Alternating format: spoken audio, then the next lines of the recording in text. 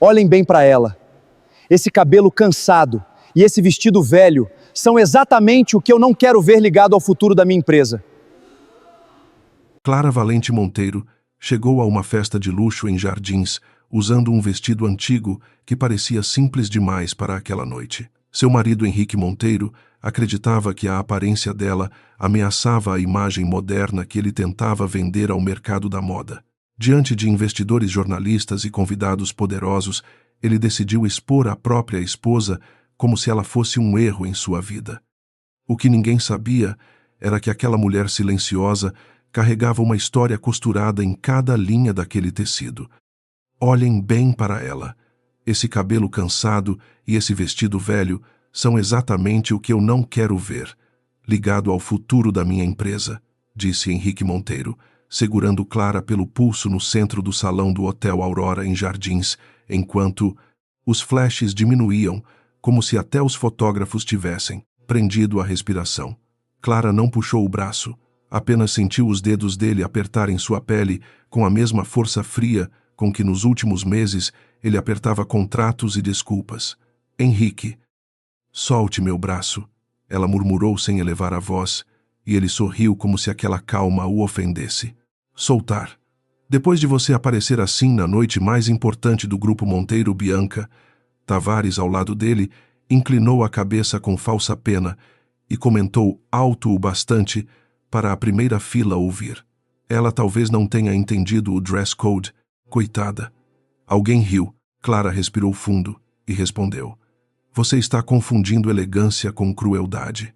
Henrique se aproximou, mas falou para todos. Não, Clara. Estou separando passado de futuro. O salão parecia desenhado para humilhar qualquer coisa que não brilhasse. Lustres de cristal desciam sobre mesas de mármore, taças finas, refletiam telas com o logotipo do Grupo Monteiro e, atrás do palco, letras douradas anunciavam a recepção privada para uma parceria aguardada com a Casa Vallen, a marca misteriosa, que havia transformado a moda autoral no Brasil. Ninguém conhecia o rosto de Lia Vallen, a designer anônima por trás da grife, mas todos queriam sua assinatura. Clara chegou sem joias chamativas, com alguns fios grisalhos perto das têmporas e um vestido azul profundo de corte antigo.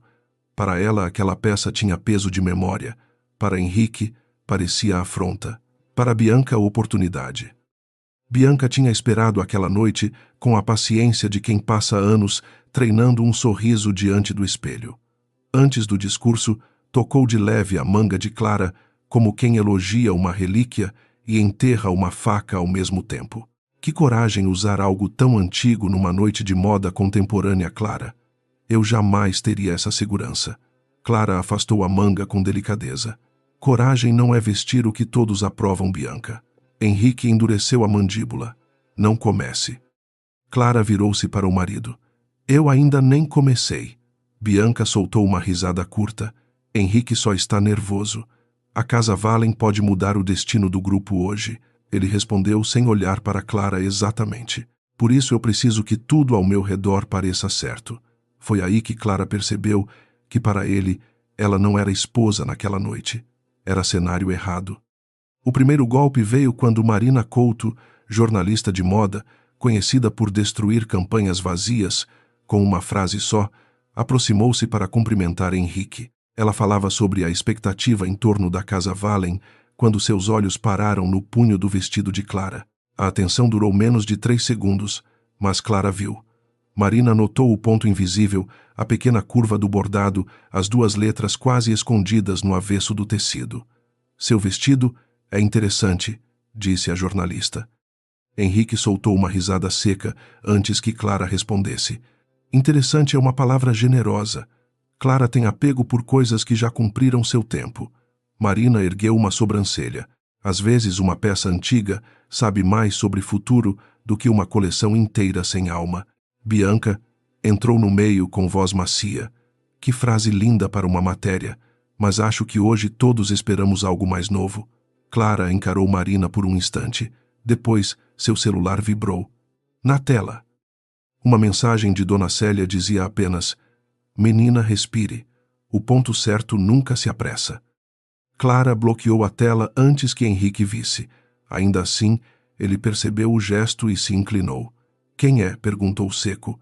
Uma pessoa que sabe costurar silêncio melhor do que muita gente costura reputação. Ele não gostou. Nos últimos anos, Henrique passara a desconfiar de tudo o que não entendia em Clara, as viagens discretas, a Belo Horizonte, as caixas de tecido guardadas em um quarto trancado, as madrugadas em que ela desenhava à mão, enquanto ele dormia com relatórios abertos no tablet. Hoje você não vai me envergonhar com essas respostas enigmáticas, disse ele. Clara sentiu o antigo amor por aquele homem se mover dentro dela como uma peça guardada tempo demais ainda com perfume, mas sem uso. Eu não posso envergonhar alguém que já decidiu se envergonhar sozinho. Bianca arregalou os olhos satisfeita. Quando os garçons circularam com cafezinho e bandejas de canapés, a tensão já tinha plateia. Henrique foi chamado ao pequeno palco para agradecer a presença dos parceiros e falar da possível união com a Casa Valen. Clara permaneceu na lateral, sob uma luz mais suave, segurando a bolsa com as duas mãos. O discurso começou polido com palavras sobre inovação, tradição brasileira, expansão internacional e respeito ao trabalho autoral. Então um dos diretores do grupo comentou que a esposa de Henrique parecia ter saído de um baú de família.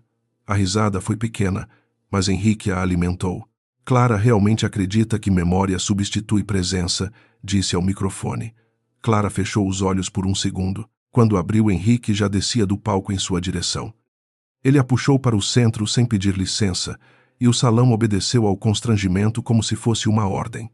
Talvez seja melhor resolver isso agora, disse ele com o microfone ainda na mão. Henrique, cuidado, murmurou um sócio baixo demais para ser coragem.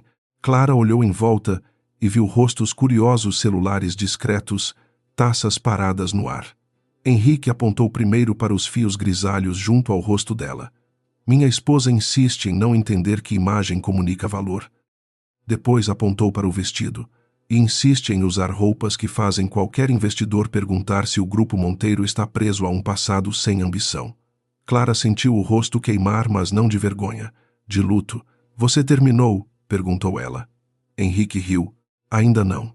Quero que todos saibam que a empresa que eu estou construindo não será limitada por sentimentalismos domésticos. Bianca completou. Henrique só quer proteger o futuro. Clara finalmente olhou para ela. Não. Ele quer proteger a vitrine. O silêncio que veio depois foi mais pesado que a risada. Henrique ficou vermelho não de arrependimento, mas de raiva por Clara ter encontrado uma frase melhor que a dele. Ele largou o pulso dela como se a pele queimasse. Você não vai transformar esta noite em teatro. Clara ajeitou a manga do vestido, passando o polegar sobre o bordado quase invisível. Não fui eu que trouxe um microfone para dentro do casamento. Bianca percebeu a mudança mínima no ambiente e tentou retomar o controle. Clara, querida, ninguém está atacando você. Só estamos dizendo que certas mulheres precisam aceitar quando a estação delas passou. Clara sorriu sem alegria. A estação de uma mulher não passa porque outra aprendeu a posar sob luz melhor. Um murmúrio atravessou as mesas. Henrique deu um passo para perto dela. Chega, você vai para casa agora. Ela respondeu com calma. Não, eu ainda tenho algo a ouvir nesta festa.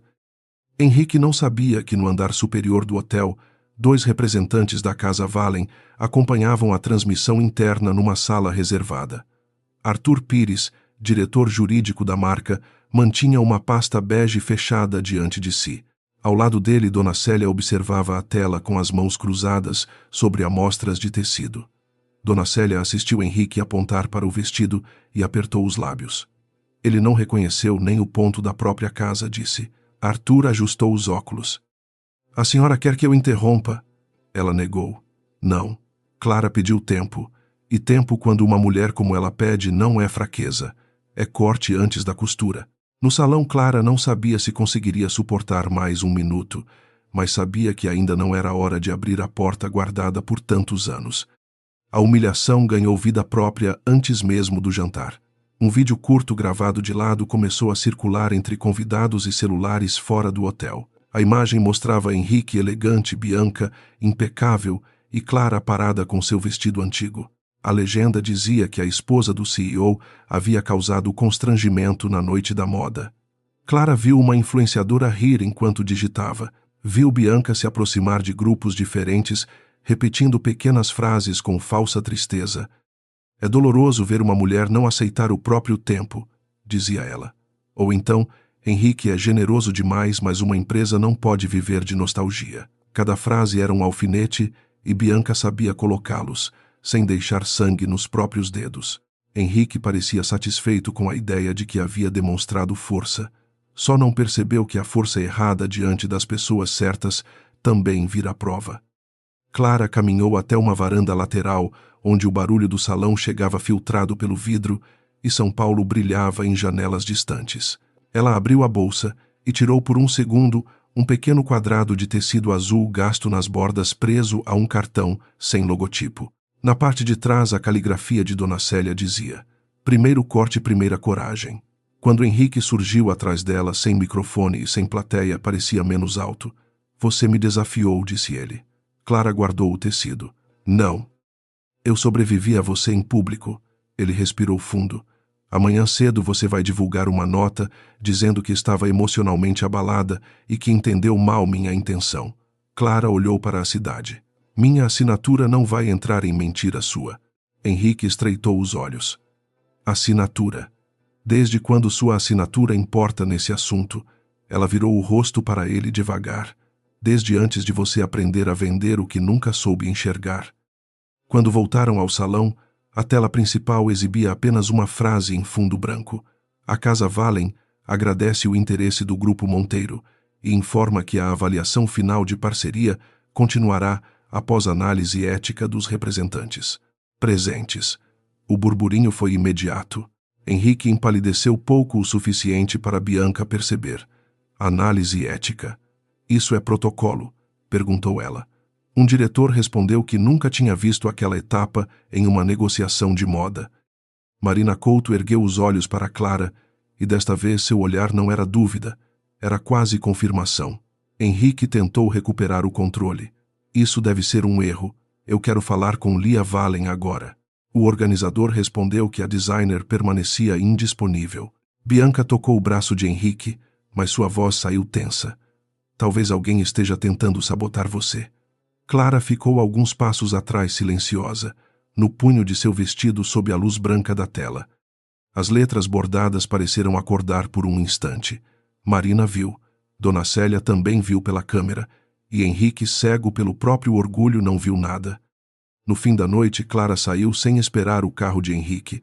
Desceu pelo elevador lateral, passou pelo segurança, que a cumprimentou com mais respeito do que muitos convidados, e caminhou até a calçada, onde o ar de São Paulo parecia menos cruel que o salão. Seu celular vibrou outra vez. A mensagem de Dona Célia dizia: "Amanhã eles vão tentar transformar você em erro. Deixe que tentem. A costura já começou." Clara respondeu apenas: "Ainda não é hora de cortar a linha."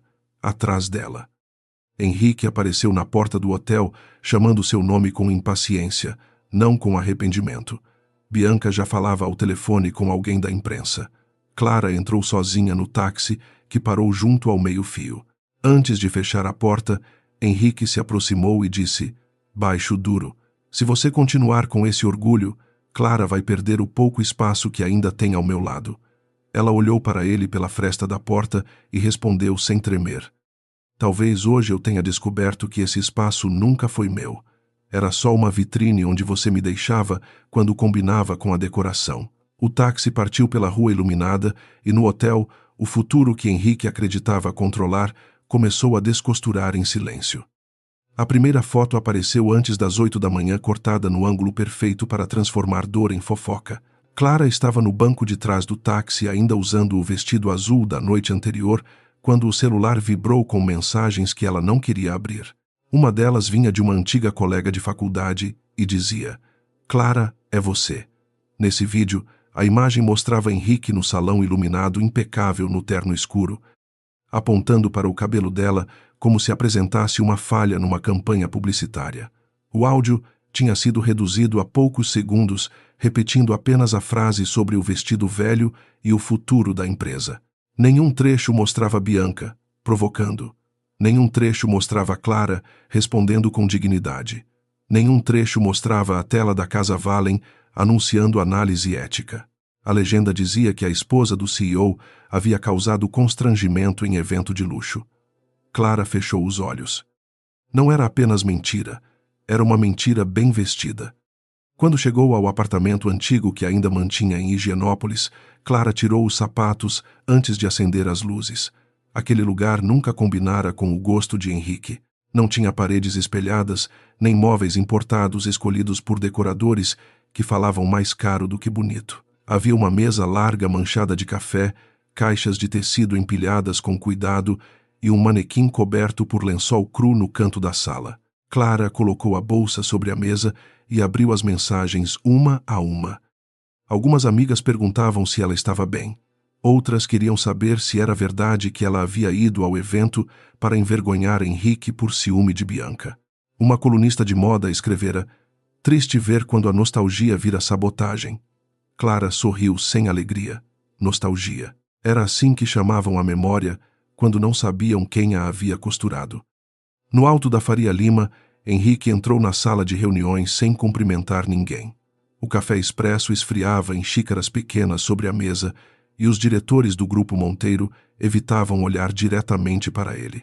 A notícia sobre a análise ética da Casa Valen havia caído como pedra em piscina rasa. Não era rompimento, mas era pior do que uma recusa simples, porque carregava desconfiança. Um dos sócios, Murilo Andrade, abriu o notebook e disse: "Precisamos controlar a narrativa antes que a Casa Valen entenda isso como crise reputacional." Henrique soltou uma risada curta. "A Casa Valen não entende nada além de valor de mercado. Eles querem expansão. Nós temos estrutura." Murilo respirou fundo. Eles construíram a marca recusando exposição barata. A palavra ética vinda deles não é decorativa. Bianca, sentada perto da janela, cruzou as pernas com calma ensaiada. "Então precisamos mostrar que Clara foi um episódio doméstico, não empresarial." Bianca não dizia nada por acaso. Naquela manhã, antes de chegar ao prédio, já tinha falado com 2 jornalistas, 3 páginas de moda e uma assessora de imagem que devia favores antigos. A versão dela era simples, triste e venenosa. Clara estaria emocionalmente instável, incomodada com a proximidade profissional entre Henrique e Bianca e teria escolhido um vestido inadequado para provocar uma cena. Era uma mentira feita para parecer delicada.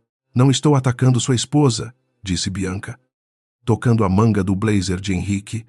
"Estou protegendo você." O público perdoa um homem constrangido por uma crise conjugal, mas não perdoa um CEO que parece cruel. Henrique ficou em silêncio por tempo demais. A palavra cruel o incomodava não porque descrevesse algo falso, mas porque ameaçava se tornar útil contra ele. "Preparem uma nota", ordenou. "Clara vai confirmar que tudo foi um mal-entendido."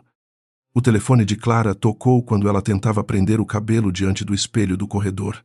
Henrique não começou com bom dia.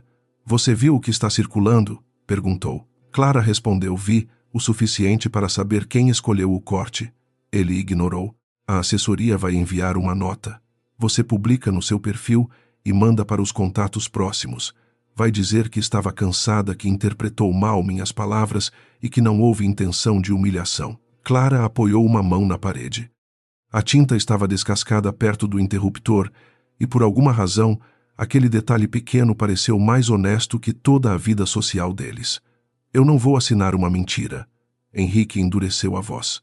"Clara, você não entende o tamanho do contrato que está em jogo." Ela fechou os olhos por um segundo. "Você não entende o tamanho da mulher que tentou diminuir." Do outro lado ele ficou mudo. Depois respondeu baixo: "Não faça poesia comigo. Faça o que é necessário." Naquele mesmo dia, às 11h15, chegou ao e-mail de Henrique uma mensagem oficial da Casa Valen. O assunto era curto: continuidade da avaliação. O corpo do texto tinha apenas 3 parágrafos, mas cada frase parecia escolhida com uma agulha fina. A marca agradecia o interesse do Grupo Monteiro, informava que a próxima reunião seria mantida em data reservada e solicitava esclarecimentos sobre políticas internas de respeito à autoria, à imagem feminina e aos trabalhadores envolvidos em cadeias criativas. A última pergunta ficou aberta como uma lâmina sobre a mesa. "O senhor reconhece o valor de uma peça antes de saber quem a assinou?" Henrique leu 2 vezes. Bianca, por cima do ombro dele, franziu a testa. Isso é provocação. Murilo não disse nada, mas pensou em Clara, parada no salão, ajeitando a manga do vestido como se tocasse uma ferida antiga. Clara tomou um ônibus executivo para Belo Horizonte no início da tarde, contra todos os conselhos que recebeu por mensagem. Poderia ter ido de carro particular, poderia ter pedido motorista, poderia ter usado qualquer conforto ligado ao sobrenome Monteiro, mas naquele dia ela precisava sentir o país, passando pela janela, os postos de estrada, o café servido, em copos simples, as conversas baixas de desconhecidos, a distância física entre a vitrine de São Paulo e a oficina onde sua verdade respirava. Quando chegou ao atelier, já era fim de tarde. A fachada não tinha luxo espalhafatoso. Era uma casa ampla, restaurada, com janelas altas, plantas na entrada e luz quente atravessando cortinas de linho. Dona Célia abriu a porta antes que Clara batesse. Não perguntou se ela estava bem. Apenas segurou seu rosto com as 2 mãos e disse: "Menina, quando alguém cospe numa roupa sem saber quem costurou. Não suja a roupa, suja a própria boca." Dentro do atelier, 6 mulheres trabalhavam em silêncio concentrado. Não era silêncio de medo, mas de precisão.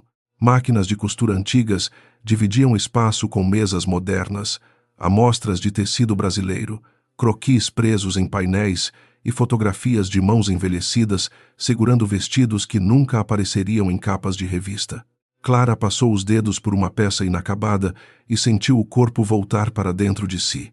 Ali, ninguém a via como apêndice de Henrique.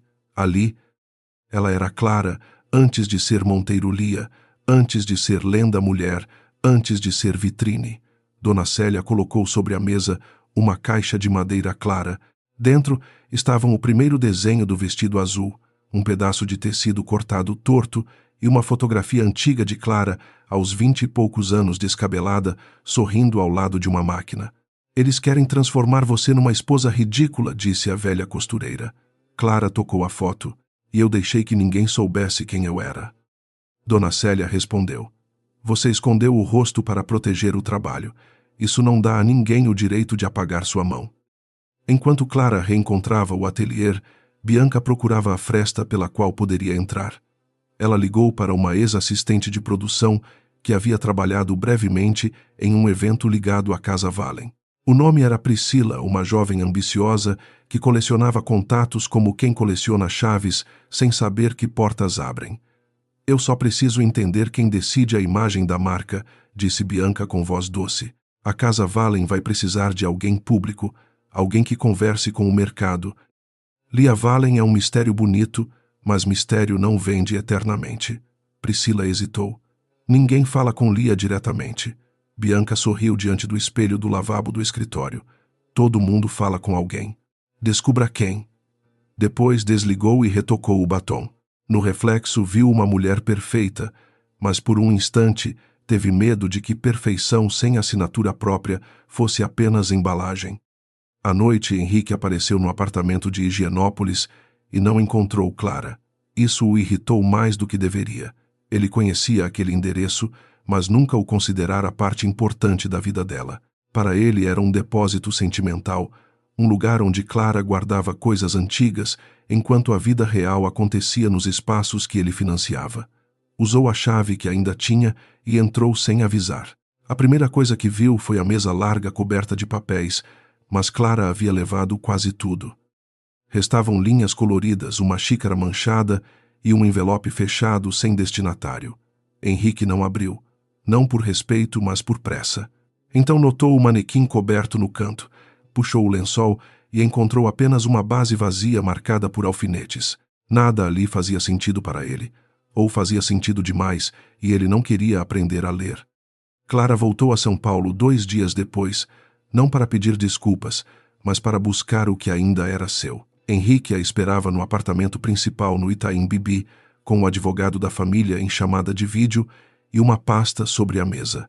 O espaço parecia impecável, mas frio com vista para prédios acesos e nenhum sinal de vida compartilhada.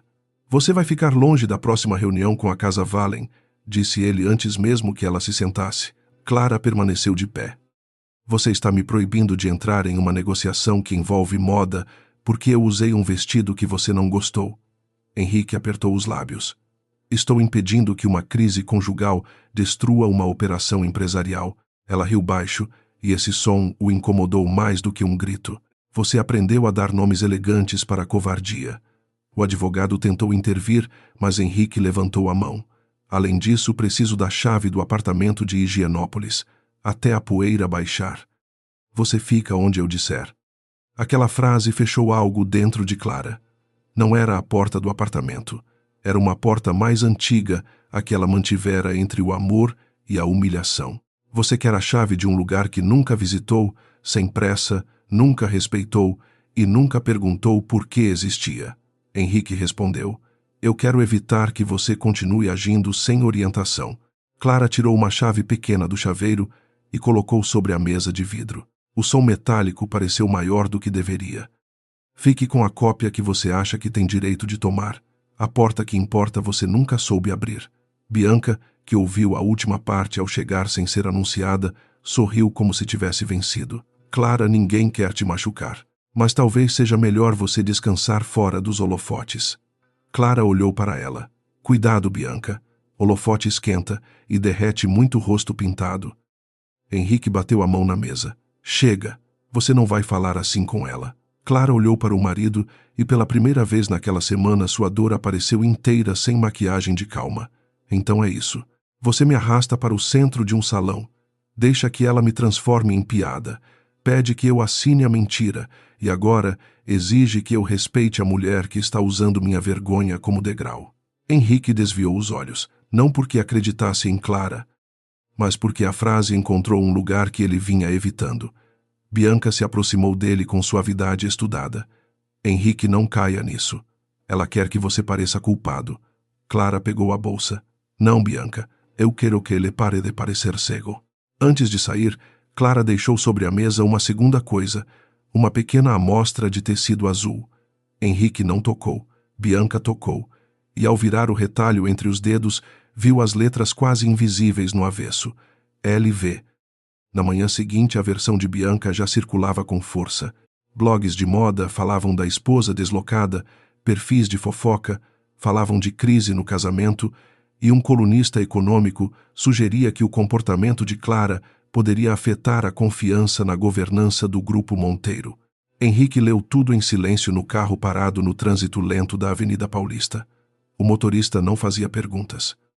Murilo mandou uma mensagem, dizendo que a Casa Valen havia confirmado a reunião final para a semana seguinte, mas com cláusulas adicionais de imagem, autoria e conduta pública. Henrique respondeu apenas, vamos aceitar. Depois abriu a foto de Clara no salão. Por alguma razão, ampliou a manga do vestido. As letras estavam borradas demais para serem lidas. Ele sentiu uma irritação estranha, como se houvesse uma resposta escondida onde ele só via tecido velho. No ateliê de Belo Horizonte, Clara assistia à mesma manhã nascer por outra janela. Dona Célia colocou 2 xícaras de café coado sobre a mesa e esperou. Você sabe que eles vão tentar entrar aqui pela porta dos fundos, disse. Clara assentiu. Bianca já começou. Dona Célia empurrou a caixa de madeira para mais perto dela. Então decida o que quer proteger, o segredo ou o sentido dele. Clara abriu a caixa e pegou o primeiro desenho. A jovem da fotografia parecia acreditar que bastava criar algo verdadeiro para que o mundo um dia entendesse. A mulher sentada ali sabia que o mundo muitas vezes só entendia quando era obrigado a olhar. Ainda não vou aparecer, disse Clara, mas vou deixar que eles respondam à pergunta certa. Dona Célia sorriu. E qual é a pergunta? Clara olhou para o vestido azul pendurado na parede, agora iluminado pela manhã. Se eles reconheceriam valor antes de saber o nome. No fim daquele dia, Henrique recebeu uma última mensagem da Casa Valen. Não vinha assinada por Lia Valen, apenas pelo conselho criativo da marca. A nota dizia que todos os candidatos à parceria deveriam apresentar na reunião final uma declaração pública de compromisso com a autoria feminina, a preservação do trabalho artesanal e a recusa de campanhas baseadas em humilhação estética. Bianca leu por cima do ombro dele e empalideceu por uma fração de segundo. Isso parece direcionado. Henrique fechou o celular. Então vamos parecer melhores do que eles esperam. Ela respirou aliviada, mas não por muito tempo. Em outro ponto da cidade, Marina Couto salvava em uma pasta privada 3 imagens da festa, uma ampliação do punho do vestido e uma pergunta anotada no topo da página. E se a mulher que todos chamaram de ultrapassada for justamente a assinatura que estão procurando, Clara ainda não tinha vencido. Nada. Pelo contrário, aos olhos do mundo, ela havia sido reduzida a uma esposa problemática, afastada da negociação e quase sem voz. Mas pela primeira vez, a mentira começava a costurar sua própria armadilha. Na manhã da reunião preparatória, Bianca chegou ao prédio da Faria Lima como se já fosse dona da luz. Usava um conjunto branco impecável, óculos escuros, grandes demais, para o elevador privativo e carregava uma pasta fina com referências visuais que ninguém havia pedido oficialmente, mas que ela pretendia transformar em necessidade. Henrique a esperava na sala de vidro, cercado por diretores, assessores de imagem e 2 pessoas da área jurídica. Sobre a mesa havia café forte, garrafas de água, mineral, tablets abertos e um silêncio que não vinha de concentração, mas de medo. A Casa Valen não havia cancelado a reunião final, porém cada nova exigência parecia uma porta se fechando devagar. Bianca colocou a pasta diante de Henrique e disse com a voz doce de quem oferece veneno em taça limpa: se eles querem compromisso público com autoria feminina, então precisam de uma mulher ao seu lado. Uma mulher que o mercado reconheça, que a imprensa fotografe, que pareça futuro. Eu posso ser essa ponte. Henrique não respondeu de imediato. O nome de Clara passou pela sala sem ser dito. Murilo Andrade foi o primeiro a quebrar a encenação. Bianca, a Casa Valen, pediu respeito à autoria, não um rosto bonito para diminuir o problema. Ela sorriu como quem perdoa a ignorância. Murilo Marcas também respiram imagem. Ninguém compra uma história se ela não tiver alguém para olhar para a câmera. Henrique folheou as páginas da pasta Bianca em looks minimalistas. Bianca ao lado de manequins. Bianca em uma simulação de campanha com frases sobre tradição renovada. Tudo parecia limpo demais, jovem demais, conveniente demais. E Clara perguntou Murilo, olhando diretamente para Henrique. A sala endureceu. Henrique fechou a pasta. Clara não participa. Murilo insistiu. Ela é sua esposa e virou parte da crise. Fingir que ela não existe pode piorar. Henrique apoiou as 2 mãos na mesa e respondeu. Clara não entende o peso de uma negociação desse tamanho. Ela transforma tudo em ferida pessoal. Bianca baixou os olhos satisfeita. A vitória dela não precisava de aplauso. Bastava que Henrique repetisse a frase certa. Clara ouviu essa decisão horas depois, não por Henrique, mas por uma minuta enviada ao seu e-mail pelo advogado da família. O documento tinha título neutro, linguagem limpa e intenção brutal. Chamava-se Compromisso Temporário de Não Manifestação Pública. Dizia que, para preservar interesses empresariais e evitar danos reputacionais, Clara Valente Monteiro se comprometia a não comentar direta ou indiretamente os eventos ocorridos na recepção do Hotel Aurora. Nem comparecer a reuniões ou eventos relacionados à negociação com a Casa Valen. Ela leu uma vez. Depois leu de novo mais devagar, como quem observa a costura de uma peça mal feita, para encontrar onde puxar o fio. No final havia espaço para a assinatura. Clara encostou a caneta ao lado do papel e não assinou. No ateliê de Belo Horizonte, as máquinas continuavam trabalhando ao fundo, mas o som parecia distante. Dona Célia aproximou-se sem pressa e viu o documento. Ele quer silêncio comprado com papel. Clara murmurou. Não, ele quer que eu desapareça de uma sala que existe porque eu respirei dentro dela por anos. Ao entardecer, Clara voltou a São Paulo para encontrar Henrique no penthouse do Itaim. Ela não avisou Dona Célia do horário exato porque sabia que a velha costureira tentaria acompanhá-la, e aquela conversa precisava acontecer sem testemunhas, sem proteção e sem a desculpa de que alguém a influenciava. O apartamento estava iluminado demais. A cidade brilhava atrás das janelas, enormes carros deslizavam como pontos vermelhos distantes, e a mesa de jantar tinha uma frieza de showroom.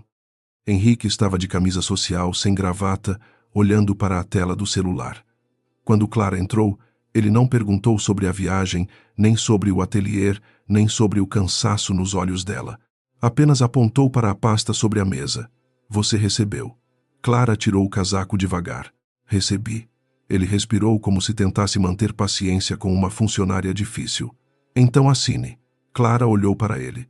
Você ao menos leu o que está pedindo, Henrique, respondeu Lee, e achei necessário. Ela sorriu de leve, mas era um sorriso ferido.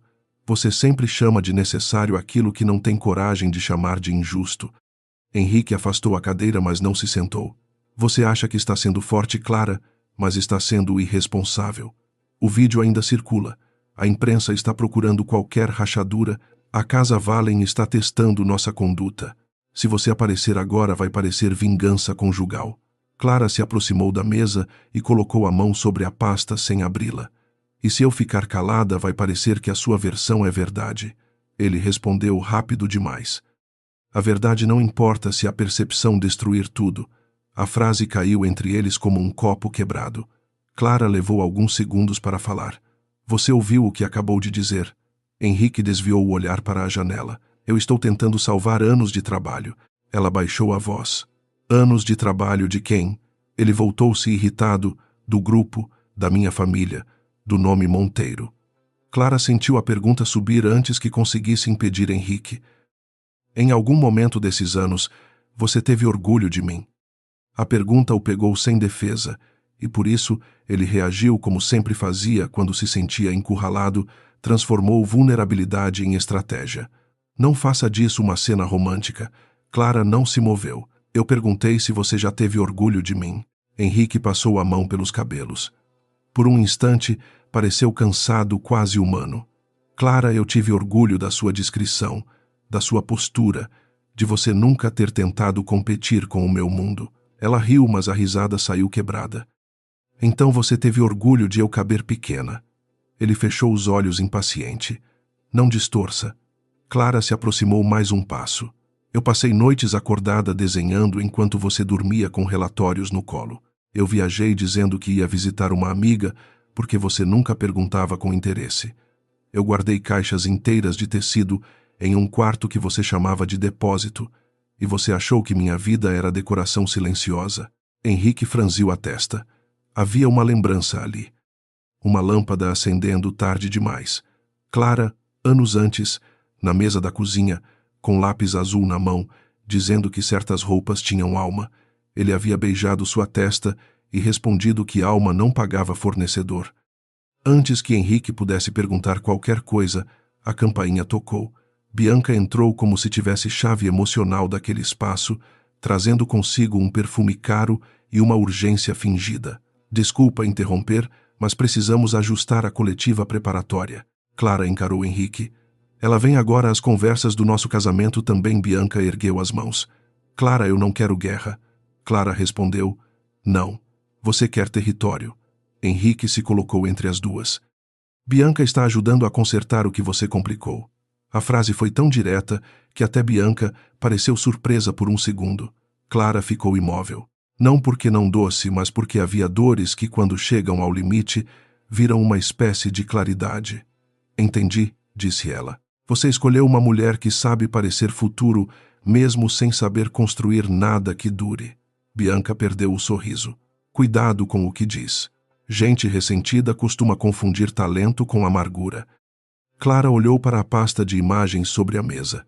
E gente vazia costuma confundir reflexo com luz. Bianca esperou Clara sair para agir.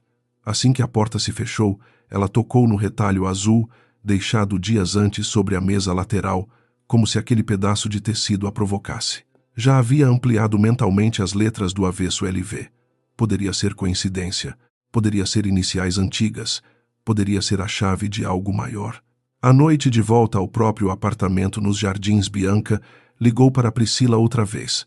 A jovem atendeu com voz baixa. Não é fácil, Bianca. O pessoal da Casa Valen é fechado. Bianca abriu uma gaveta e tirou um relógio fino que havia recebido de presente de uma marca. Você quer continuar sendo assistente de bastidor para sempre? Priscila ficou em silêncio. Bianca continuou. Eu preciso saber se Clara Monteiro tem alguma ligação com Lia Valen. Qualquer coisa. Um e-mail, uma foto, uma viagem, um nome de costureira. Se você me trouxer algo útil, eu te coloco na equipe da campanha. Priscila respirou fundo. E se não houver nada? Bianca olhou para o espelho. Então você me ajuda a criar a dúvida certa.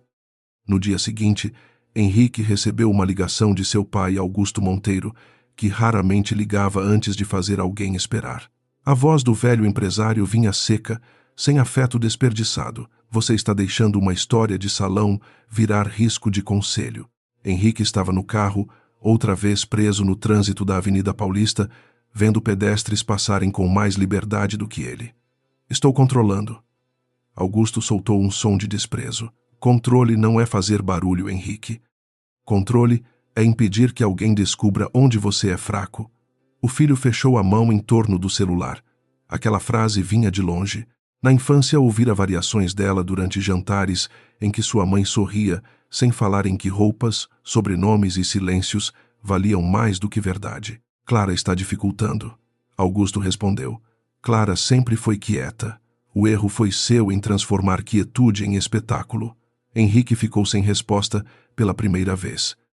Alguém de seu próprio sangue não confirmou inteiramente sua versão. Enquanto isso, no ateliê, Clara reunia a equipe em volta da mesa maior. Não havia discurso inflamado. Havia tecido papel café e mulheres que conheciam o peso de serem chamadas de invisíveis por gente que não sabia pregar um botão. Dona Célia colocou o vestido azul sobre a mesa com cuidado quase religioso. Este foi o primeiro que levou o ponto, Valen disse às mais jovens. Uma costureira chamada Joana tocou a bainha e perguntou: A senhora vai contar? Clara demorou para responder. Ainda não do jeito que eles esperam. Dona Célia observou seu rosto. Eles vão usar sua ausência contra você. Clara assentiu. Então vamos usar a presença deles a nosso favor. Ela abriu uma pasta e mostrou a nova cláusula que seria enviada à reunião final. Qualquer parceiro deveria declarar diante da imprensa que reconhecia o valor da autoria antes do prestígio do nome e que se comprometia a não usar humilhação estética como ferramenta de campanha. Joana arregalou os olhos. Isso foi por causa dele. Clara passou a mão sobre o vestido. Foi por causa de todas nós. A semana se estreitou como garganta. Bianca começou a aparecer em almoços estratégicos com jornalistas, sempre insinuando que a Casa Valen precisava de rosto, juventude e coragem para se tornar global. Em uma dessas mesas, no restaurante elegante de um hotel nos Jardins, ela disse a Marina Couto: Algumas marcas se escondem atrás de mistério, porque talvez não tenham uma imagem forte o suficiente para sustentar o próprio discurso. Marina cortou o peixe com calma e respondeu: Ou talvez se escondam porque sabem que o mercado destrói mulheres antes de escutar o que elas criam. Bianca sorriu. Você fala como se conhecesse Lia Valen. Marina limpou os lábios com o guardanapo. Não conheço, mas conheço costura. E conheço crueldade quando ela desfila de branco. Bianca sentiu o golpe, mas manteve a expressão intacta. Naquela noite, mandou uma mensagem a Priscila com uma ordem mais dura. Descubra tudo até amanhã, principalmente sobre o vestido azul. Henrique passou a noite anterior à reunião final sem dormir. No escritório escuro do penthouse, abriu uma gaveta antiga, procurando um carregador, e encontrou por acaso um caderno de Clara que talvez estivesse ali. Havia anos. Não era diário. Era uma sequência de desenhos, frases sobre tecido, notas sobre mulheres que herdavam roupas das mães e as transformavam para continuar vivas em outro tempo. Em uma página havia o esboço de um vestido azul, o mesmo corte, a mesma manga, no canto. 2 letras LV. O coração de Henrique bateu errado. Ele folheou mais páginas, mas muitas estavam arrancadas. Em uma delas, leu uma frase escrita por Clara. Um dia quero criar uma marca que não precise mostrar meu rosto para provar minha mão. Ele ficou parado muito tempo. A resposta estava perto demais, mas seu orgulho era uma porta pesada. Em vez de ligar para Clara, ligou para Murilo. Você já viu essas iniciais em algum lugar? Murilo respondeu depois de um silêncio. Henrique? Se você está perguntando isso agora, talvez o problema seja maior do que o contrato. Na manhã da reunião final, Clara vestiu uma camisa simples de linho e prendeu o cabelo sem esconder os fios grisalhos. O vestido azul iria em uma capa própria, levado por Dona Célia em outro carro. Ela não parecia alguém indo à guerra, embora soubesse que sairia ferida de algum modo. Dona Célia lhe entregou a caixa de madeira. Última chance de recuar. Clara sorriu com tristeza. Eu recuei tempo demais. O celular vibrou. Era uma mensagem de Henrique. Precisamos conversar antes da reunião. Clara olhou para a tela por alguns segundos. Quase respondeu. Quase permitiu que a parte antiga de si, aquela que ainda queria ser reconhecida por ele, antes do mundo, abrisse uma fresta. Mas então lembrou a pergunta que ele não soube responder se algum dia tivera orgulho dela. Guardou o celular sem resposta. Vamos, disse a Dona Célia. Hoje não vou pedir para ser vista. Vou descobrir quem merece olhar. No prédio da Faria Lima, Bianca entrou ao lado de Henrique, diante de câmeras discretas e investidores atentos. Ela usava um vestido claro e minimalista escolhido para parecer a continuação natural da Casa Wallen, mesmo sem ter tocado uma agulha na vida. Henrique estava pálido, mas firme. No bolso interno do paletó, carregava uma cópia da página do caderno de Clara dobrada, como uma culpa que ele ainda não tinha coragem de abrir em voz alta. Quando o elevador subiu, Bianca sussurrou. Hoje, se você hesitar, eles vão sentir sangue. Henrique olhou para ela e pela primeira vez não encontrou conforto em sua certeza. Encontrou pressa, encontrou fome, encontrou o mesmo brilho que vira em muitos negociadores antes de uma traição. As portas do elevador se abriram para a sala onde a Casa Wallen aguardava. Arthur Pires estava de pé. Marina Couto estava sentada ao fundo, com o gravador desligado, mas o olhar aceso, e sobre uma mesa branca. Havia uma capa de tecido azul profundo que Henrique reconheceu antes de entender por quê. Clara ainda não havia entrado na sala quando Arthur iniciou a reunião. Antes de qualquer assinatura, a Casa Wallen exige que todos os presentes compreendam a origem simbólica da parceria que desejam. Bianca se inclinou para Henrique e murmurou. Isso é teatro. Arthur ouviu, mas não reagiu. Apenas continuou. Algumas marcas nascem de investimento. Outras nascem de uma ferida transformada em linguagem. A nossa nasceu de uma peça que muitos chamariam de velha, até descobrirem que não tinham repertório para chamar. Lá de histórica. Henrique sentiu a garganta secar. A capa azul permaneceu imóvel sobre a mesa. Do lado de fora, passos se aproximaram no corredor. Bianca apertou a bolsa com força. Pela primeira vez desde o início daquela história, seu medo apareceu sem filtro. A porta começou a se abrir e Henrique percebeu tarde demais. Que talvez a mulher que ele tentara apagar não estivesse vindo para se defender. Talvez estivesse vindo para escolher quem ficaria fora. A porta da sala se abriu sem pressa e foi esse atraso mínimo que fez todos prenderem a respiração. Clara entrou primeiro sem música, sem pose de triunfo, sem joias que anunciassem poder. Usava uma camisa de linho cru, calça escura, cabelo preso, de um jeito simples, que deixava visíveis os fios grisalhos que Henrique havia transformado em espetáculo dias antes. Atrás dela vinha Dona Célia carregando a capa azul com as duas mãos. Como se levasse uma bandeira de guerra costurada por mulheres que nunca tinham precisado de palco para existir. Henrique se levantou antes de decidir levantar. Bianca ficou sentada, mas seu queixo endureceu. Arthur Pires inclinou a cabeça para Clara, não como quem cumprimenta uma convidada, e sim como quem reconhece a dona da casa. Senhores, antes de falarmos de expansão, precisamos falar de origem, disse ele. Henrique olhou de Arthur para Clara, depois para a capa sobre a mesa. Sua voz saiu mais baixa do que pretendia. O que Clara está fazendo aqui? Clara respondeu sem raiva, entrando por uma porta que você tentou fechar, sem saber quem tinha a chave. A frase não explodiu na sala, mas mudou a posição de todos dentro dela.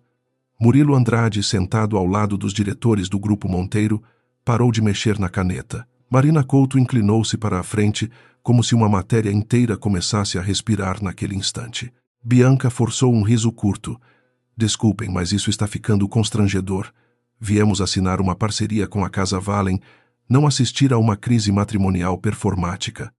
Clara olhou para ela com uma calma que feria mais que ironia. Você tem razão, Bianca. Uma crise matrimonial não deveria ocupar uma mesa de criação. Mas quando uma empresa tenta lucrar com uma marca sem compreender o que ela protege à mesa, precisa ouvir a verdade inteira. Henrique deu um passo em sua direção. Clara, se isso é sobre ontem ou sobre o vídeo, podemos resolver em particular. Ela virou-se para ele. Você tornou minha vergonha pública. Minha verdade não tem obrigação de sair pela porta dos fundos. Arthur abriu a pasta bege diante de si e projetou na tela a primeira imagem, o esboço de um vestido azul desenhado à mão, com linhas firmes e anotações delicadas sobre queda, memória e tempo. No canto inferior, 2 letras pequenas apareciam como assinatura de origem LV. Henrique sentiu o papel dobrado em seu bolso queimar contra o peito. Era parecido demais com a página que encontrara no caderno de Clara. Bianca cruzou os braços. LV pode significar qualquer coisa. Iniciais não fazem uma designer. Dona Célia finalmente pousou a capa azul sobre a mesa e retirou o tecido com cuidado. O vestido apareceu sob a luz branca da sala, o mesmo vestido que todos haviam chamado de velho, agora impecavelmente estendido, como uma prova viva. Marina levou a mão à boca, não de choque artificial, mas de reconhecimento profissional. Arthur continuou. Este é o primeiro protótipo formal da Casa Vallen. Foi desenhado há anos por Clara Valente, sob o nome criativo de Lia Vallen, e confeccionado com Dona Célia Martins, cuja técnica de acabamento se tornou uma das bases da marca. O silêncio que veio depois não era vazio, era uma queda. Henrique olhou para Clara como se tentasse reorganizar todos os anos do casamento dentro de uma sala estreita demais. As madrugadas, as caixas de tecido, as viagens a Belo Horizonte, as mãos dela manchadas de grafite, o quarto que ele chamava de depósito, a frase sobre criar uma marca sem mostrar o rosto. Tudo deixou de ser detalhe estranho e virou acusação. Clara, ele disse, mas o nome dela pareceu pequeno demais na boca dele. Bianca empurrou a cadeira para trás. Isso é impossível. Se ela fosse, Lia Vallen teria dito antes. Ninguém constrói uma marca desse tamanho escondida do próprio marido. Clara a encarou. Você acabou de explicar por que eu precisei esconder. Pessoas como você só acreditam no talento de uma mulher quando conseguem usar o rosto dela como embalagem. Bianca ficou pálida de raiva. Você manipulou todos nós. Clara respondeu não. Eu apenas deixei vocês tratarem uma peça sem assinatura visível exatamente como tratariam qualquer mulher sem plateia. Arthur passou para a segunda imagem.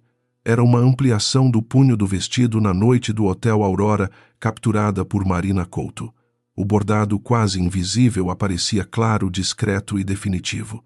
Em seguida, vieram fotos antigas do ateliê em Belo Horizonte, registros de produção, documentos de cessão de uso assinados por Clara com o nome Lia Vallen e contratos que protegiam a identidade criativa da fundadora até que ela decidisse revelá-la. Nada parecia improvisado, nada caía do céu. Cada prova tinha raiz, data, testemunha e motivo. Murilo cobriu a boca com a mão não para esconder surpresa, mas vergonha por ter participado de uma sala que quase apagou uma autora. Henrique permaneceu de pé imóvel. Clara não olhava só para ele, olhava para todos. A Casa Vallen nasceu para vestir mulheres que já foram chamadas de passadas difíceis, velhas demais, simples demais, silenciosas demais. Nasceu para lembrar que uma peça não perde valor porque alguém arrogante não sabe lê-la. Bianca tentou recuperar o terreno pela única arma que ainda conhecia, ataque. Que discurso bonito, mas por que marcar uma reunião de negócios para transformar isso em julgamento público? Talvez a Casa Vallen goste menos de ética e mais de vingança. Antes que Clara respondesse, Arthur projetou uma nova sequência na tela. Eram mensagens enviadas por Bianca a Priscila, a ex-assistente de produção ligada a eventos da marca. Não havia nada íntimo, nada ilegalmente obtido. Apenas registros encaminhados pela própria Priscila ao canal de conduta da Casa Vallen, depois de receber uma proposta para descobrir vínculos privados, levantar informações sobre Clara e, se não encontrasse nada, ajudar a criar a dúvida. Certa. A última frase apareceu grande demais para ser ignorada. Se não houver nada, você me ajuda a criar a dúvida certa. Bianca levantou-se de uma vez. Isso foi tirado de contexto. Marina Couto respondeu pela primeira vez, sem esconder a voz. Contexto costuma ser o lugar onde a mentira pede abrigo. Henrique se virou para Bianca com lentidão. A imagem perfeita que ela vendera por semanas não se quebrou em pedaços dramáticos. Ela descascou. Ficou ali a fome, o medo, a pressa de tomar uma história que não era sua, antes que alguém percebesse que ela não tinha história alguma para oferecer. Você tentou fabricar uma ligação falsa contra Clara?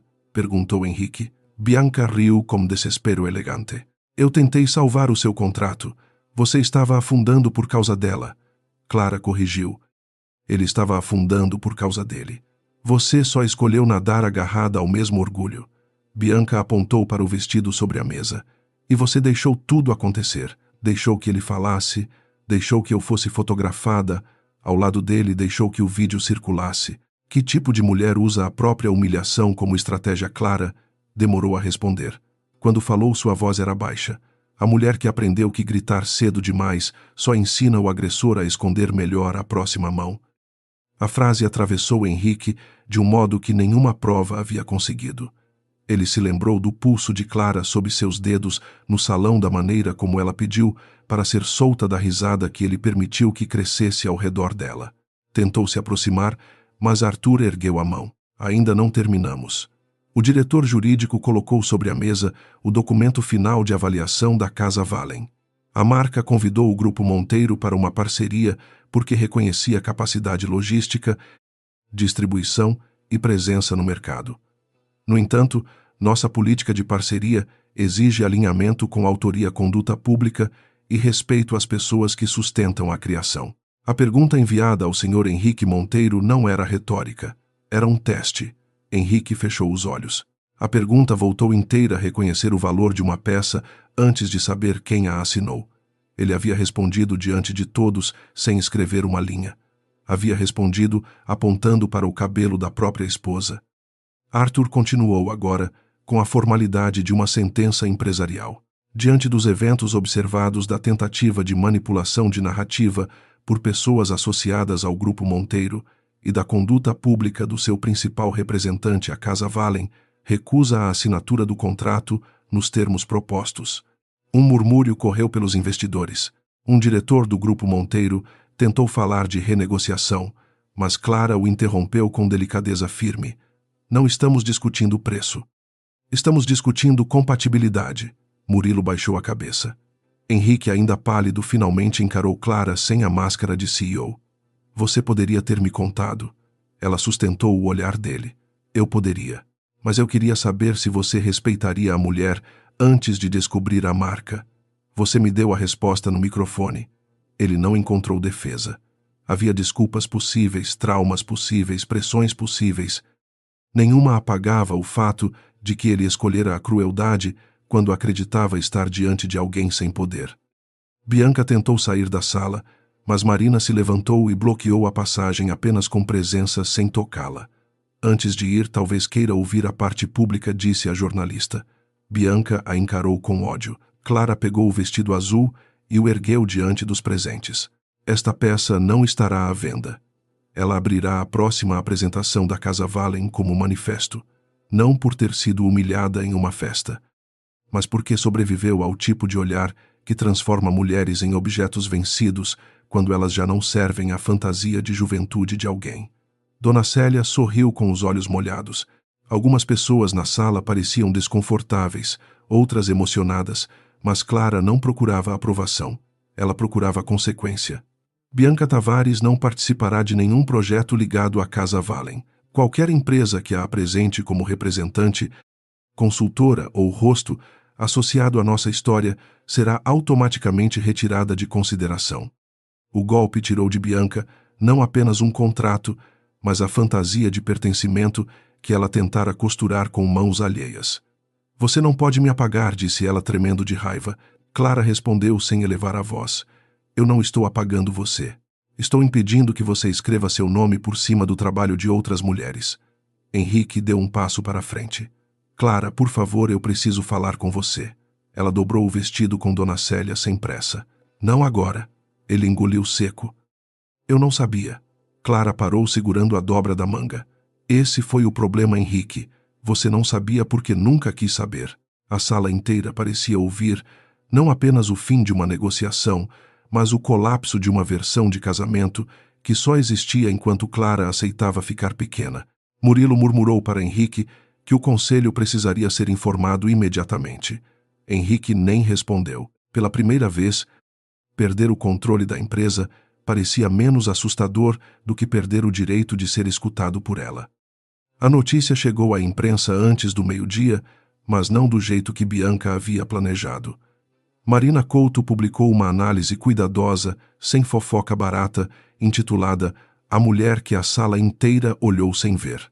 O texto não revelava detalhes protegidos de contrato, mas mostrava o essencial à fundadora da casa. Valen havia sido humilhada em um evento por pessoas que buscavam lucrar com sua marca, e a recusa da parceria era uma decisão de coerência. Não, vingança. As imagens do vestido azul circularam ao lado de registros do atelier das mãos de Dona Célia, das costureiras de Belo Horizonte e de uma frase de Clara que Marina destacou. O valor de uma criação não começa quando um homem poderoso decide reconhecê-la. Em poucas horas, o vídeo da humilhação voltou a circular, agora inteiro com as respostas de Clara, as provocações de Bianca e a tela da análise ética. O mesmo material que tentara reduzi-la virou prova contra eles. No fim da tarde, Clara saiu do prédio pela entrada lateral, não para fugir, mas para evitar que sua vitória fosse confundida com desfile de vaidade. Dona Célia caminhava ao seu lado carregando a caixa de madeira. "Você está tremendo", disse a costureira. Clara olhou para as próprias mãos e percebeu que era verdade. "Achei que quando chegasse este momento, eu sentiria alívio", Dona Célia respondeu. "Às vezes a justiça chega com o peso de tudo que demorou." Do outro lado do saguão, Henrique a esperava, sem Bianca, sem assessores, sem terno, impecável o bastante para salvá-lo. Ele parecia mais velho, em apenas algumas horas. Clara chamou. Ela parou, mas não se aproximou. "Eu não vou pedir que você resolva nada hoje. Só quero dizer que vi. Tarde demais, mas vi." Clara sustentou o olhar dele, e dessa vez não havia plateia. Ver depois que todos aplaudem não é o mesmo que reconhecer no escuro. Henrique abaixou a cabeça. "Eu sei." Ela respirou fundo. "Ainda não sabe. Mas talvez agora comece a aprender." Clara entrou no carro da Casa Valen sem olhar para trás. Pela janela viu São Paulo refletida em fachadas de vidro veloz e indiferente, como se aquela cidade já tivesse assistido a 1000 quedas parecidas, e ainda assim se espantasse quando uma mulher saía de pé. No banco ao lado, Dona Célia abriu a caixa e tocou o primeiro croquis agora protegido em uma pasta transparente. E agora perguntou. Clara observou o vestido azul deitado sobre o colo da costureira, não mais como relíquia escondida, mas como começo de uma nova linguagem. "Agora mostramos as mãos", respondeu. "Todas elas." No prédio, Henrique permaneceu parado enquanto seu celular vibrava sem descanso com ligações do conselho de seu pai e da assessoria de investidores. Bianca, em algum lugar entre raiva e pânico, já tentava encontrar outra versão para vender. Mas a sala que antes rira de Clara havia aprendido tarde demais que certas costuras não se desfazem puxando a linha errada. E Clara, pela primeira vez em anos, não precisava mais provar que existia. O primeiro dia depois da revelação não trouxe paz. Trouxe ligações, notas oficiais, manchetes cortadas ao meio e pessoas tentando parecer surpresas com uma crueldade que tinham aplaudido em silêncio. No alto da Faria Lima, o Grupo Monteiro convocou uma reunião extraordinária do conselho antes mesmo que Henrique conseguisse dormir. Ele entrou na sala usando o mesmo terno da véspera amassado nos ombros, como se o tecido também tivesse perdido autoridade. Augusto Monteiro estava à cabeceira. Não por direito formal, mas pelo hábito antigo de ocupar todos os lugares de poder. "Você nos custou a parceria mais desejada do ano", disse ele sem cumprimentar o filho. Henrique olhou para os diretores, para Murilo, para os advogados e percebeu que pela primeira vez ninguém esperava dele uma frase brilhante. Esperavam uma queda. Ele colocou uma pasta sobre a mesa e respondeu: "Não, eu custei mais do que uma parceria. Eu custei credibilidade a uma empresa que dizia respeitar criação, enquanto eu humilhava uma criadora diante de câmeras." A frase não salvou Henrique, mas impediu que ele continuasse mentindo para si mesmo. Murilo levantou os olhos surpreso com a ausência de defesa. Augusto estreitou a boca. Arrependimento público é inútil quando não protege o patrimônio. Henrique soltou uma risada baixa, cansada. Foi pensando assim que eu destruí o que precisava proteger. Ele abriu a pasta e empurrou 3 documentos para o centro da mesa. O primeiro retirava oficialmente Henrique de qualquer projeto ligado ao setor de moda e imagem feminina do grupo. O segundo determinava uma auditoria externa sobre práticas de campanha, autoria e conduta pública. O terceiro cancelava qualquer tentativa de acordo de silêncio com Clara. Ela não vai assinar nada, e ninguém nesta empresa vai procurar minha esposa para pedir que ela alivie nossa crise. Augusto bateu os dedos na mesa. Você está entregando o pescoço. Henrique respondeu sem levantar a voz. Talvez eu devesse ter aprendido antes a abaixar a cabeça. Enquanto o conselho discutia perdas, Bianca tentava salvar a própria imagem em um apartamento impecável nos Jardins. O celular dela vibrava sobre a bancada de mármore, com mensagens que vinham cada vez mais frias. Uma marca cancelava a presença dela em um lançamento. Uma revista suspendia um ensaio. Um assessor sugeria que ela ficasse fora das redes por algumas semanas. Bianca abriu a câmera frontal, ajeitou o cabelo e gravou 3 versões de pedido de desculpas. Na primeira, parecia vítima de um mal-entendido. Na segunda, dizia ter agido por lealdade a Henrique. Na terceira, falava sobre mulheres julgando mulheres tentando transformar a própria manipulação em discussão social. Apagou todas. Pela primeira vez, nenhuma máscara encaixava. Quando Priscila enviou uma mensagem dizendo que não aceitaria ser culpada sozinha e que guardara os registros das conversas, Bianca sentiu o chão elegante sob seus pés ficar estreito. Ela sempre temera voltar ao anonimato. Agora descobria algo pior: ser lembrada pelo que tentou roubar. Clara, por sua vez, não comemorou. Na casa de Higienópolis, que parecia pequena demais para a quantidade de silêncio acumulado, ela abriu as janelas e deixou o vento da manhã mexer nos papéis sobre a mesa. Dona Célia dormira no sofá, recusando o hotel, dizendo que certas noites pediam companhia de cozinha, não de recepção. Ao acordar, encontrou Clara segurando a chave que havia deixado com Henrique. Ele a enviara de volta por um mensageiro dentro de um envelope simples, junto com uma carta manuscrita que Clara ainda não abrira. Vai ler? Perguntou a costureira. Clara passou o polegar pela dobra do papel. Ainda não sei. Dona Célia colocou água para ferver. Carta de homem arrependido costuma chegar antes do homem transformado. Clara sorriu de leve pela primeira vez, sem dor afiada. Então talvez a carta espere. Sobre a mesa, ao lado da chave, estava o planejamento do desfile da Casa Valen. Não seria uma resposta ao escândalo. Seria uma resposta ao apagamento. Nos dias seguintes, São Paulo viu a história mudar de dono. O vídeo completo da festa, antes usado para ridicularizar Clara, passou a circular com comentários diferentes. Mulheres escreviam sobre cabelos grisalhos escondidos em reuniões, roupas chamadas de inadequadas por homens que não entendiam tecido nem presença, anos de trabalho doméstico e profissional tratados como detalhe. Marina Couto publicou uma segunda matéria, dessa vez sobre Dona Célia e as costureiras de Belo Horizonte. O título dizia: As mãos que a elite não fotografava. Clara leu a reportagem em silêncio, sentada no chão do ateliê, cercada por caixas de tecido. Joana chorou ao ver a própria mãe citada como inspiração para uma coleção. Dona Célia fingiu reclamar das fotos, mas guardou 3 exemplares impressos na bolsa. Agora o povo vai achar que sou celebridade, resmungou. Clara respondeu: Não. Vão descobrir que você sempre foi.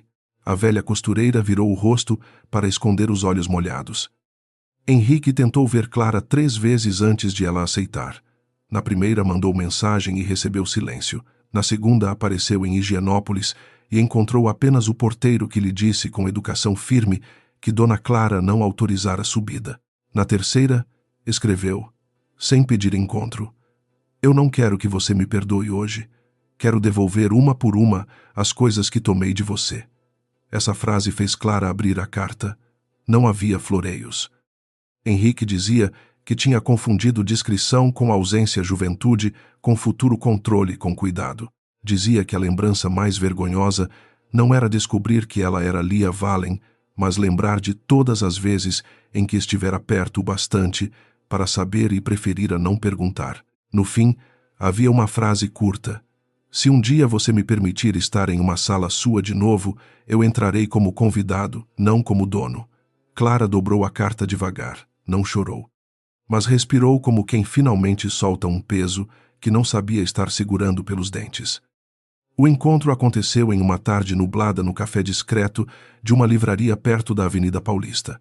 Clara escolheu uma mesa no canto, não para se esconder, mas para evitar que qualquer pessoa transformasse a conversa em cena. Henrique chegou sem assessores, sem motorista, à porta sem relógio chamativo. Parecia menos protegido e talvez por isso mais verdadeiro. Sentou-se apenas quando ela indicou a cadeira. "Obrigado por vir", disse ele. Clara envolveu a xícara com as duas mãos. "Eu vim porque ainda há coisas práticas entre nós." Henrique assentiu, aceitando o limite sem tentar atravessá-lo. "O apartamento de Higienópolis é seu. O advogado já recebeu a orientação. Qualquer documento de silêncio foi cancelado. Também pedi ao conselho que registre formalmente que a perda da Casa Valen decorreu da minha conduta, não de instabilidade sua." Clara o observou. "Você está tentando limpar meu nome ou aliviar sua culpa?" Ele respondeu depois de um instante honesto. "Os dois. Mas estou tentando aprender a fazer a coisa certa, mesmo quando ela não me absolve." Essa resposta não curou o casamento, mas abriu um espaço que a mentira já não ocupava. Clara olhou pela janela, onde pessoas atravessavam a calçada com guarda-chuvas fechados, desconfiando de uma chuva que ainda não vinha. "Sabe qual foi a pior parte, Henrique? Não foi o vídeo, não foi Bianca, não foi o riso dos convidados." Ele abaixou os olhos. Clara continuou.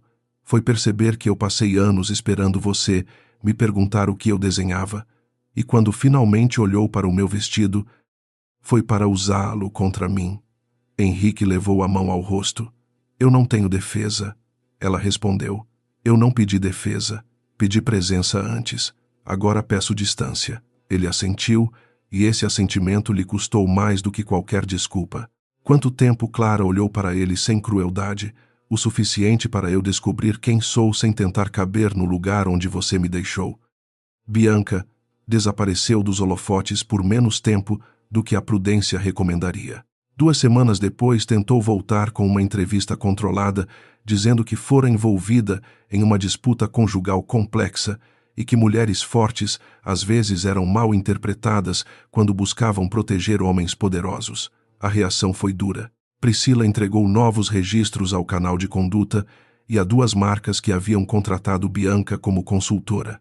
Não houve prisão, nem espetáculo policial, nem castigo teatral. Houve algo que para Bianca doeu mais: portas educadamente fechadas, convites retirados, fotógrafos que já não esperavam na saída, grupos que liam suas mensagens e não respondiam. O mundo que ela tentara conquistar não a expulsou com gritos. Apenas deixou de fingir que precisava dela. Em seu apartamento silencioso, diante de roupas perfeitas demais, Bianca entendeu que uma imagem pode sobreviver a um escândalo, mas nem sempre sobrevive à falta de substância. O desfile da Casa Valen aconteceu em São Paulo, em um galpão restaurado, transformado em espaço de apresentação sem excesso de dourado, sem cenário que engolisse as roupas.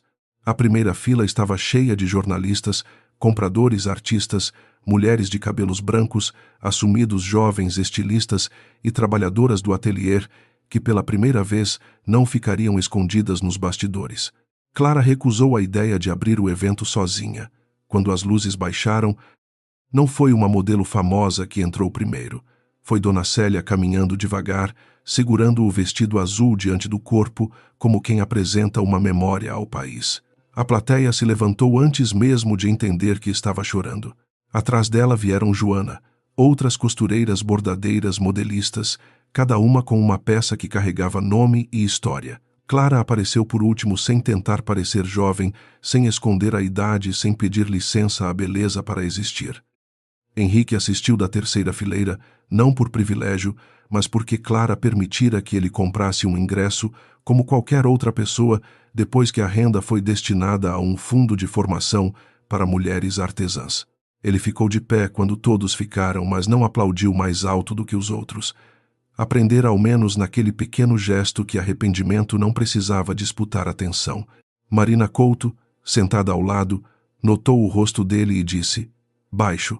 Agora o senhor vê. Henrique não tirou os olhos de Clara. Agora eu começo. No palco, Clara pegou o microfone apenas ao final. Esta coleção não é sobre voltar ao passado, disse. É sobre recusar a ideia de que uma mulher perde valor quando deixa de servir à pressa dos outros. Toda roupa guarda uma pergunta. A nossa é simples quem lucra quando chamam de velha a história que ainda sustenta tanta gente. Aplausos vieram fortes, mas Clara os recebeu com serenidade. Depois do desfile nos bastidores, Henrique esperou até que todos a cumprimentassem. Não invadiu, não pediu abraço, não tentou transformar orgulho tardio em intimidade. Quando ela finalmente se aproximou, ele disse: "Você estava extraordinária." Clara respondeu com suavidade: "Eu sempre estive trabalhando." A frase doeu nele, mas não havia veneno nela. Era apenas verdade. Henrique tirou do bolso uma pequena caixa. Clara endureceu por instinto, mas ele a abriu para mostrar não uma joia, e sim o retalho azul que Bianca tocara dias antes, agora preservado entre duas lâminas transparentes. Encontrei na sala. Ia devolver antes, mas percebi que não sabia devolver nada sem parecer dono. Hoje eu só entrego. Clara pegou o retalho. Obrigada. Ele respirou fundo. Eu vou esperar o tempo que você escolher, mesmo que sua escolha seja não voltar. Clara olhou para ele longamente. Não espere parado, Henrique. Mude.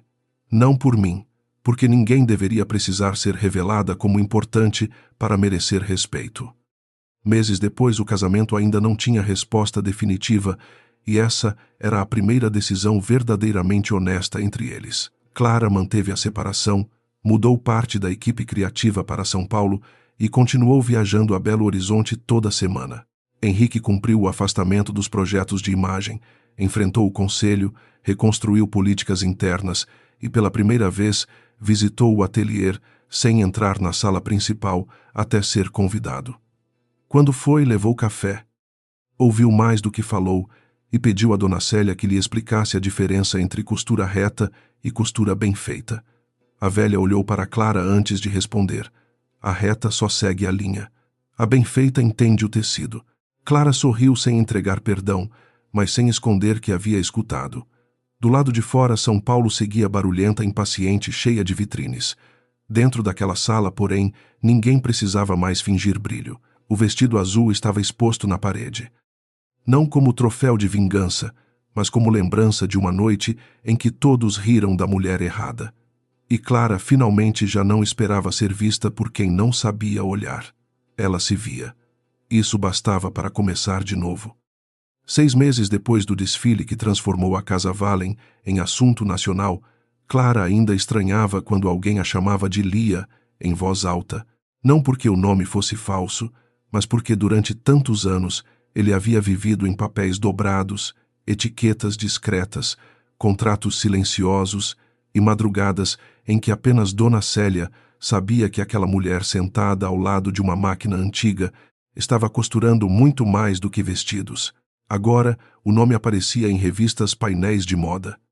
Convites internacionais e discursos de jovens estilistas que diziam ter encontrado coragem na história dela. Mesmo assim, todas as manhãs antes de entrar no escritório novo da Casa Wallen em São Paulo, Clara passava pelo pequeno corredor onde o vestido azul ficava exposto. Não havia vidro blindado nem iluminação exagerada, apenas uma parede clara, uma placa simples e a peça que um dia fora chamada de velha por quem não sabia enxergar. Clara parava diante dela por alguns segundos. Não para lembrar da humilhação, mas para confirmar que nada daquilo havia sido em vão. Naquela quinta-feira, a Casa Wallen receberia um grupo de estudantes de moda vindos de escolas públicas, projetos sociais e cursos técnicos de Belo Horizonte, São Paulo e Salvador. Clara havia criado o programa depois de perceber que muitas meninas escreviam mensagens dizendo que desenhavam roupas escondidas porque suas famílias achavam aquilo perda de tempo. Algumas diziam que costurar era coisa de quem não tinha opção. Outras diziam que tinham vergonha das mães costureiras porque o mercado só valorizava quem aparecia com sobrenome caro e fotografia perfeita. Clara lia cada mensagem com um aperto no peito. Sabia que a ferida não era apenas dela. O Brasil estava cheio de mulheres talentosas treinadas para pedir licença antes de ocupar espaço. Por isso, naquela manhã, ela pediu que a visita começasse não pela sala de vendas, nem pelo showroom de imprensa, mas pelo atelier, onde mãos reais davam forma ao que o mercado chamava de luxo. Dona Célia recebeu os estudantes com um avental azul e a autoridade de quem nunca precisou levantar a voz para ser respeitada. Mostrou a eles a diferença entre um ponto rápido e um ponto responsável, entre uma bainha feita para durar uma festa e uma costura feita para atravessar gerações. Uma adolescente de cabelos cacheados chamada Vitória levantou a mão e perguntou se uma roupa podia mesmo mudar a vida de alguém. Dona Célia sorriu, apontou para o vestido azul na parede e respondeu: "Roupa sozinha não muda ninguém, minha filha, mas uma roupa pode guardar a história que tentaram arrancar de você. E quando você aprende a contar essa história sem vergonha, aí sim, muita coisa muda." Clara, encostada à porta, sentiu os olhos arderem. A frase era simples, mas carregava tudo que ela demorara anos para entender. Uma criação não precisava gritar para ser forte, mas alguém precisava protegê-la quando o mundo tentava diminuí-la. Henrique chegou perto do fim da visita. Não entrou direto. Ficou na recepção esperando que alguém o autorizasse, como prometera fazer desde a noite em que devolvera o retalho azul. A recepcionista avisou Clara e ela demorou um pouco antes de responder. Não por crueldade, por cuidado. O tempo entre eles havia deixado de ser castigo e se tornado uma espécie de terreno neutro onde ambos aprendiam a pisar sem destruir. Quando permitiu sua entrada, Henrique apareceu carregando uma caixa de papelão simples, sem logotipo de empresa. Estava diferente. Não pobre, não derrotado de forma teatral, mas menos cercado pela antiga armadura. Usava camisa clara, mangas dobradas e um olhar que já não exigia lugar de destaque. "Trouxe os documentos do fundo de formação", disse ele a Clara, mantendo distância. A área jurídica revisou tudo. Nenhuma contrapartida de imagem, nenhum uso do nome Monteiro. O dinheiro entra como reparação institucional, não como patrocínio. Clara abriu a caixa e viu cópias impressas, termos de doação, relatórios de auditoria e uma carta endereçada ao Conselho da Casa Valem. "Você entendeu a diferença?", disse ela. Henrique respirou fundo. "Estou começando." A presença dele ainda causava desconforto em algumas pessoas do atelier. Joana o observou com os braços cruzados. Dona Célia fingiu procurar uma tesoura, mas vigiou cada movimento. Henrique percebeu. Em outro tempo, teria se ofendido. Agora aceitou. Aproximou-se da mesa onde algumas estudantes analisavam amostras de tecido e disse apenas: "Bom dia." Vitória, a adolescente curiosa, olhou para ele e depois para Clara, reconheceu o rosto dos vídeos antigos. Pois a internet raramente deixa que a vergonha morra rápido. "O senhor é o homem que falou mal do vestido?", perguntou com sinceridade brutal. O atelier inteiro congelou. Henrique engoliu seco. Clara não interveio. A pergunta não era dela para responder. Ele olhou para Vitória e disse: "Sou." E estava errado. A menina franziu a testa. "Mas por que o senhor fez isso?" Henrique demorou. Depois respondeu: "Porque eu achava que valor era aquilo que deixava outras pessoas impressionadas. E porque eu fui covarde o bastante para atacar o que não entendia, em vez de perguntar." Vitória pensou por um instante e disse: "Minha professora fala que perguntar antes de rir evita muita vergonha." Dona Célia soltou uma risada curta. Sua professora é sábia. A cena correu pelo atelier como uma brisa inesperada. Não apagou o passado, mas tirou dele a pose de segredo intocável. Clara percebeu que Henrique não tentou se justificar com infância, difícil pressão do pai, medo do mercado ou manipulação de Bianca. Havia dito apenas que errara. Às vezes, a primeira forma concreta de mudança era parar de enfeitar a culpa. Depois da visita, quando os estudantes seguiram para a sala de desenho, Henrique permaneceu perto da parede do vestido azul. "Eu posso olhar?", perguntou. Clara fez um gesto leve. Ele se aproximou da peça com respeito quase tímido. Pela primeira vez não viu um vestido antigo. Viu a pequena irregularidade do bordado feito à mão, a escolha do azul que mudava sob a luz, a manga desenhada para não esconder a idade das mãos, o corte pensado para acompanhar o corpo de uma mulher real, não a fantasia de um observador. Apressado. "Eu teria visto se tivesse olhado antes", perguntou ele, mais para si do que para Clara. Ela ficou ao lado dele. Talvez não tudo, mas teria visto que havia algo ali. Naquele fim de tarde, Clara recebeu uma mensagem de Marina Couto pedindo autorização para publicar uma matéria sobre o programa de formação da Casa Valen. O título sugerido era As Meninas que Aprenderam a Assinar o Próprio Nome. Clara mostrou a Dona Célia, que aprovou com um aceno sério.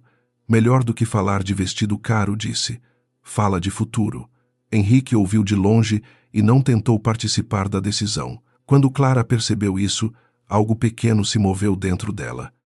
Não era perdão completo. Não era retorno. Era apenas a constatação de que ele havia aprendido a não ocupar todas as conversas.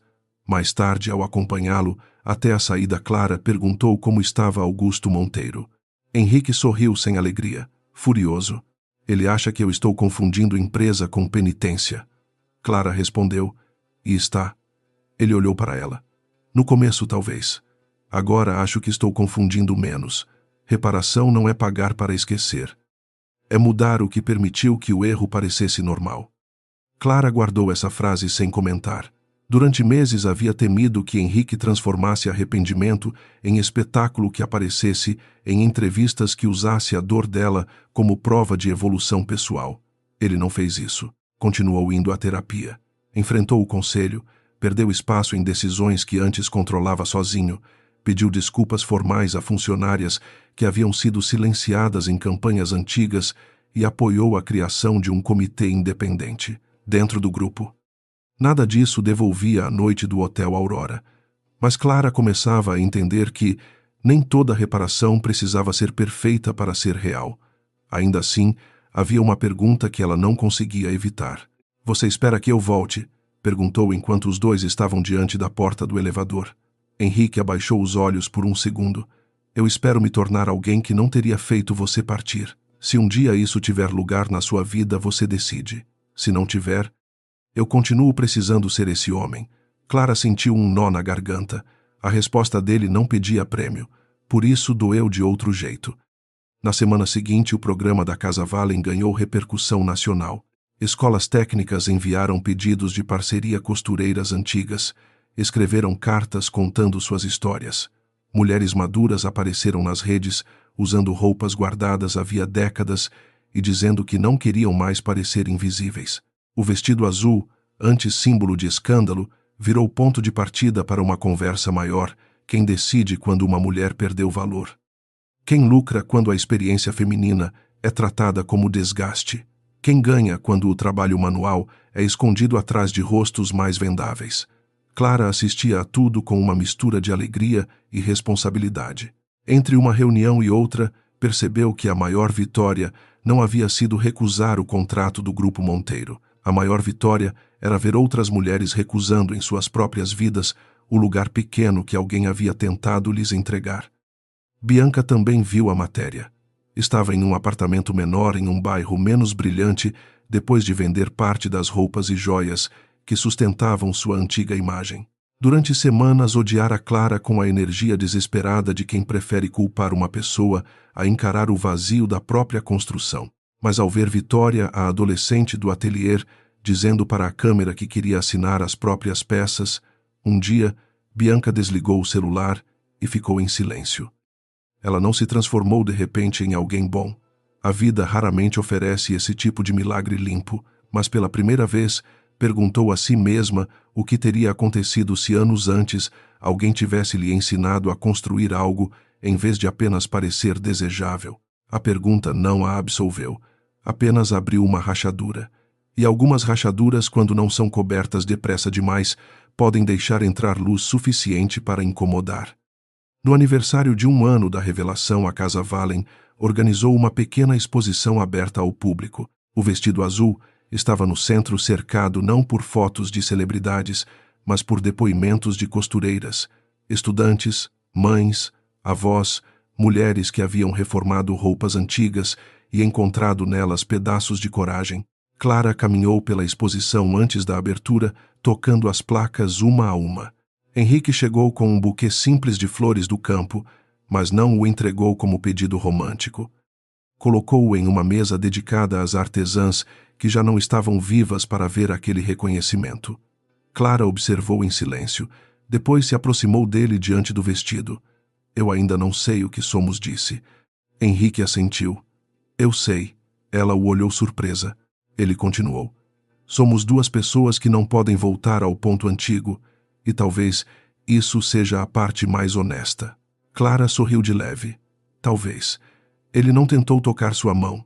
Ela percebeu, e depois de alguns segundos, foi ela quem tocou a dele. Não houve beijo cinematográfico, nem promessa diante de aplausos, nem final apressado, fingindo que a dor educada deixa de doer. Houve apenas duas mãos próximas diante de um vestido que sobrevivera ao desprezo, ao tempo e à vaidade de uma sala inteira. Clara sabia que recomeçar não significava esquecer. Henrique sabia que ser escolhido de novo, se um dia acontecesse, não seria recompensa por algumas atitudes corretas, mas consequência de uma mudança sustentada. Dona Célia, do outro lado da sala, viu as mãos e não disse nada.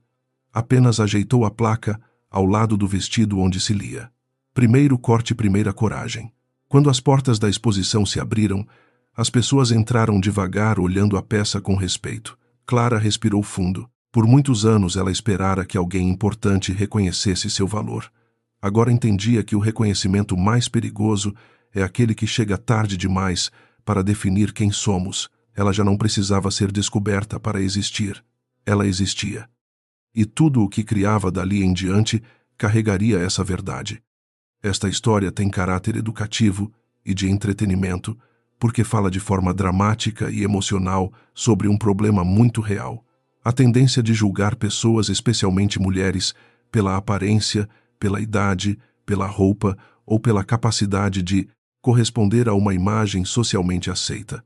A trama usa o universo da moda, do casamento e da elite empresarial brasileira para mostrar como a humilhação pública pode ser sofisticada, disfarçada de opinião, estratégia ou preocupação com reputação. Ao mesmo tempo, entretém porque oferece conflito forte, reviravolta, suspense emocional e uma virada satisfatória em que a personagem, antes diminuída, revela sua verdadeira força sem perder a dignidade.